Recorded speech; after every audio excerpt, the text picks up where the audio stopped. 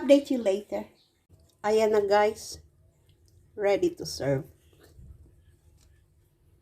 Ready to serve.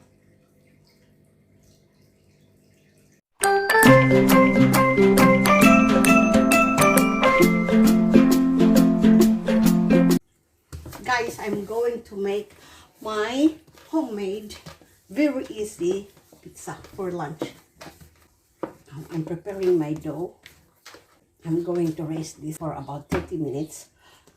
This is very easy, guys.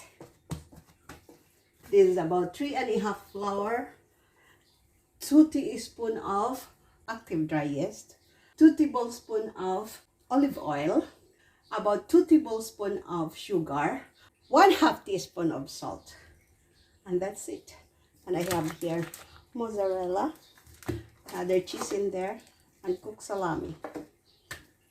Ito na guys, ready na yung dough, I am going to make a personal for Dada. Yung malaki na andun na sa oven. Hindi ko na video. Yung malaki, you know, it's for Jack Kenneth.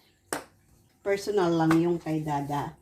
At saka I'm going to put a lot of vegetables. Bell pepper, tomato, onions, at saka salami.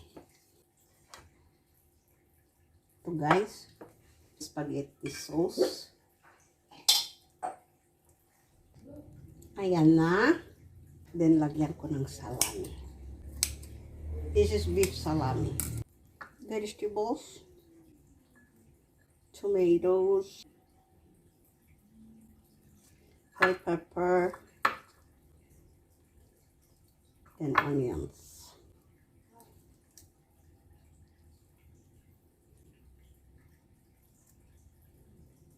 Last but not the least, the cheese. Quick melt first, then mozzarella. I ran out of parmesan, but it's okay. Quick melt and mozzarella would be enough. Off to the oven. Ito na guys, ang unang pizza ay luto na. This is cheese and salami only.